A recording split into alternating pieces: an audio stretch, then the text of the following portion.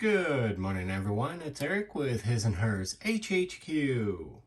Well, as you can tell by the thumbnail, and of course by the title, we have mail call and a couple of stash ads. So first and foremost, let's get to the mail call. We have Grumpy Greg's Model and Toy Shop. I'm going to say it.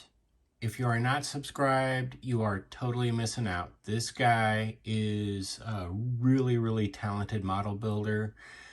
And I'm subscribed. I try to catch all the videos I can. Of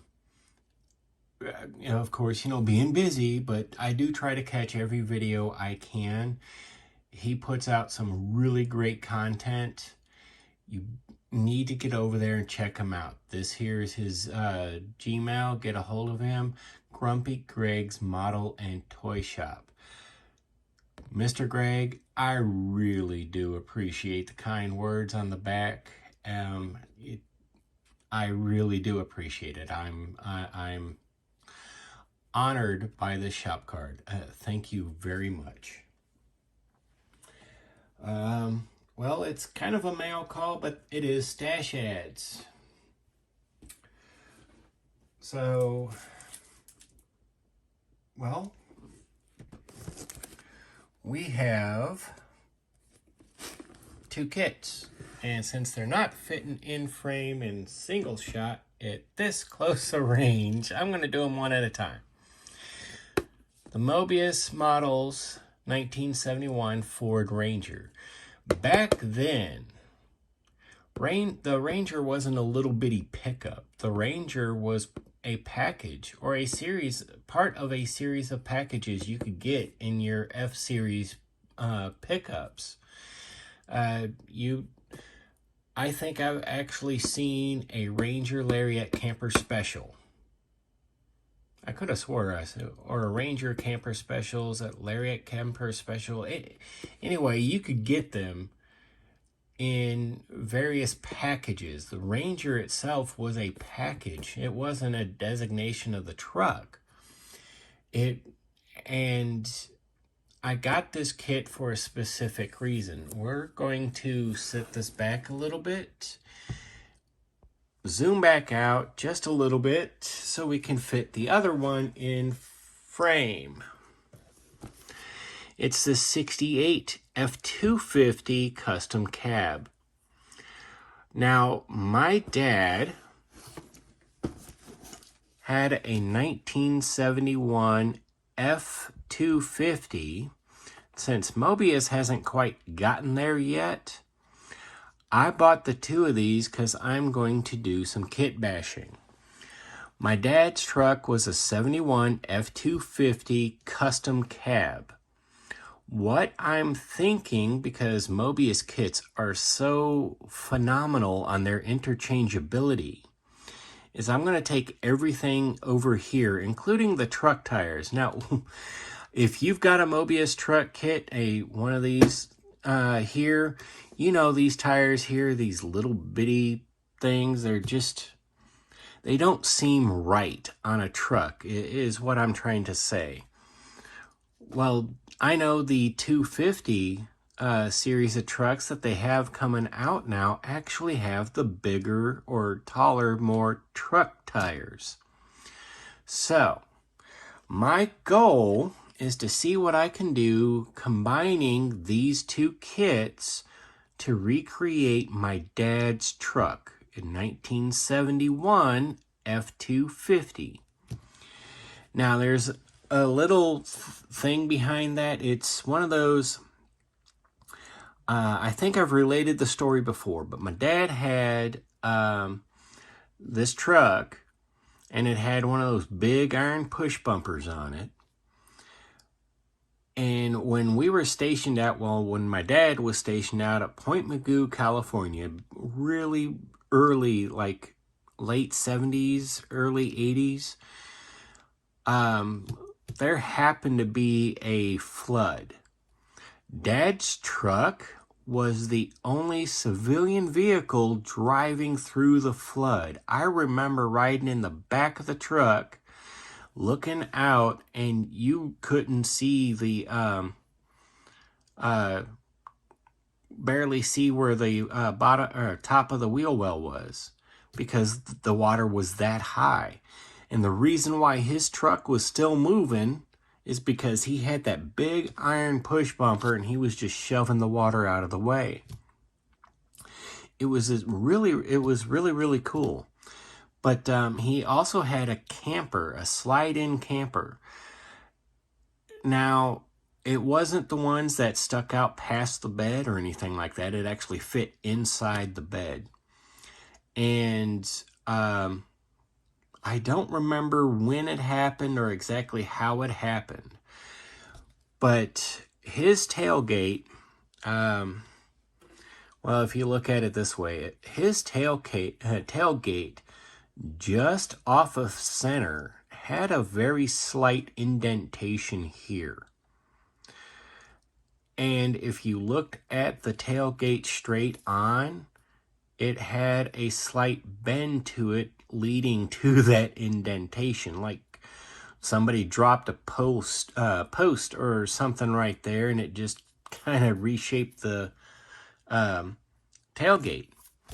But anyway, he had this slide-in camper that fit in the bed of the truck, and when us kids got in the truck, he could got in the camper, he could close the camper door and then close the tailgate, and we couldn't get out of the camper. We had to crawl through the sliding glass window in the back of the truck.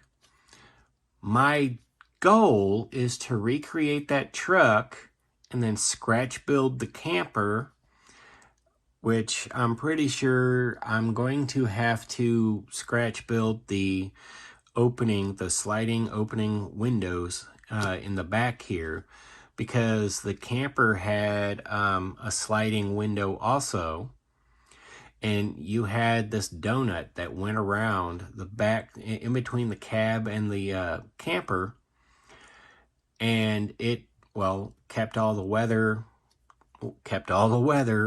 from getting in between the cab and the camper, so you could crawl back and forth all day long. And I remember, when we made the trek, Dad got transferred from Point Magoo to NAS Detroit, of all places, and we took bits of I-44, but we did try our darndest to stay on old Route 66 all the way up to Chicago. Visited family, and then hooked on around and went to Detroit. I remember that trip. Mom was driving the station wagon, and our youngest brother was in the wagon with Mom. And then it was me and my other brother in the truck with Dad. And we would climb into the camper and climb into the bunk area of the camper over the cab, and looking out the windows of either the front windows or the side windows over the bunk area. We would sit there like passing truckers or something like that and do the little toot toot symbol, and truckers would toot their horn. I had wonderful memories. I'm going to attempt to recreate that truck. It's obviously going to be more for my stash than anything, but while my dad is around, I'm going to try recreate it and give it to him. And as long as I'm successful, I will make another one, because it's one of those things. I view this as wonderful times, wonderful memories. So that's why I got these. I picked these up at hobbylinc.com, and the two of them together before shipping was it was under $60. So I mean, we're talking, we did pretty good. Yeah, so I will put their link in the video description. But I picked these up at hobbylinc.com, and I will probably be picking up another set. And if Moebius ever happens to catch this, I will gladly pick up a 71 F250 custom. The custom meant there was very little chrome or no chrome at all. As a matter of fact, that little ridge line that goes right there, I remember this on my dad's truck. It was there, it was bump, but it wasn't chrome, it was body color. Because it was a custom. They didn't go for all the bells and whistles. It had the chrome grille, had the chrome bumpers. Well, in my dad's case, it had a big iron push bumper. But yeah, I'm going to recreate my dad's truck at some point coming up because, you know, I've still got a lot to finish up. So that's my mail call. That's my stash ads. Again, if you are not yet subscribed, get on over there to Grumpy Greg's Model and Toy Shop. There's his email. Look him up. Get a shop card from him. I love this shop card. This, I'm thinking that's a Chevy. You know, I am so tired, and looking through the, well, camera lens here that's kind of like this big. So I'm thinking that's a Chevy truck, but that step side looks really cool. But yeah, go ahead, Grumpy Greg's Model and Toy Shop. Check him out. You won't be disappointed. I'm Eric with His&Hers HHQ. If you haven't yet, head on over to Facebook and follow us at His&Hers Hobby Headquarters.